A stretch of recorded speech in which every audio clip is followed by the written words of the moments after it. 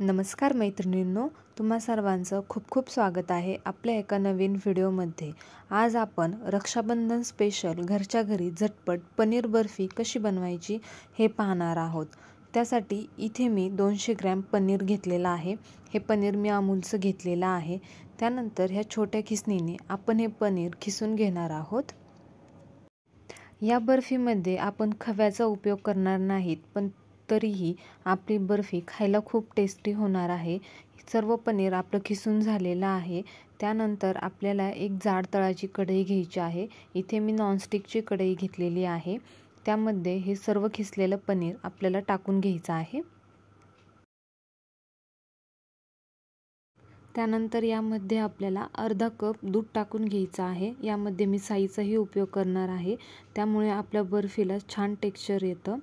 त्यानंतर यामध्ये आपल्याला 1 कप भरून मिल्क पावडरचा वापर करायचा आहे।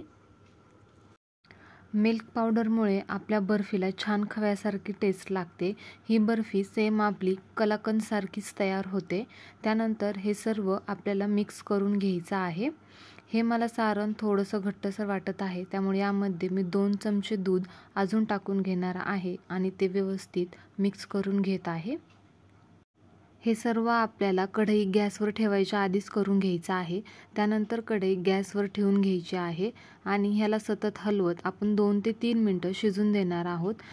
हे जरी आत्ता आपल्याला थोडंसं पातळसर वाटत असेल, तर हे जसं जसं शिजत जाईल तसं हळूहळू दाणेदार आणि घट्टसर होत जाईल। आपण याला 2 ते 3 मिनिटं चांगलं शिजून घेणार आहोत आणि याला सतत हलवत राहायचं आहे।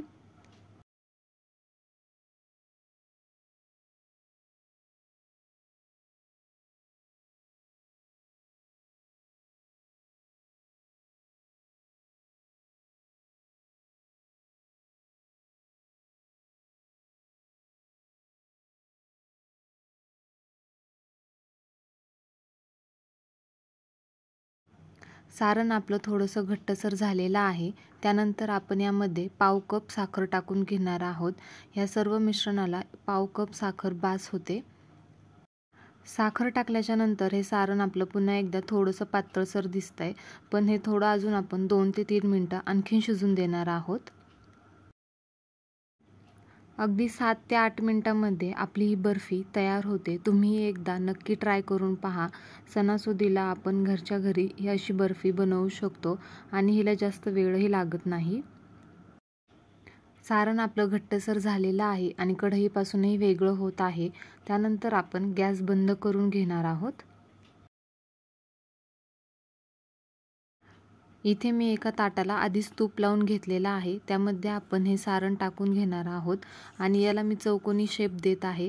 तुमच्याकडे जर एखादा चौकोनी ट्रे वगैरे असेल, तर त्यामध्येही तुम्ही ही बर्फी सेट करायला ठेवू शकतात। या पद्धतीने मी याला शेप देऊन घेतलेला आहे। त्याच्यावरती बदाम आणि पिस्त्याचे छोटे छोटे तुकडे करून घेतले आहेत, ते टाकून घेत आहे।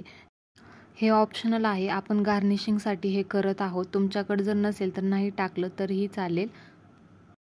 त्यानंतर आपण 15 ते 20 मिनिटं हे असं सेट होण्यासाठी रूम टेम्परेचरला ठेवून घेणार आहोत। फ्रीजमध्ये ठेवायची गरज नाही आहे।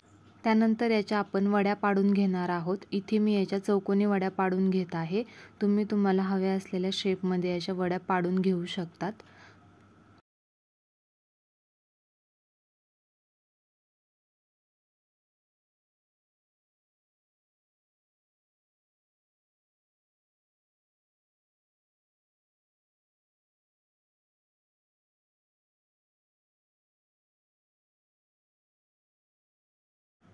इथे तुम्ही पाहू शकता, खूप छान अशी बर्फी आपली तयार झालेली आहे। या रक्षाबंधनला तुम्ही ही अशी बर्फी नक्की ट्राय करा। व्हिडिओ आवडला असेल तर लाईक आणि शेअर करा। चॅनलला जर अजून सबस्क्राईब केलेलं नसेल तर चॅनलला सबस्क्राईब नक्की करा।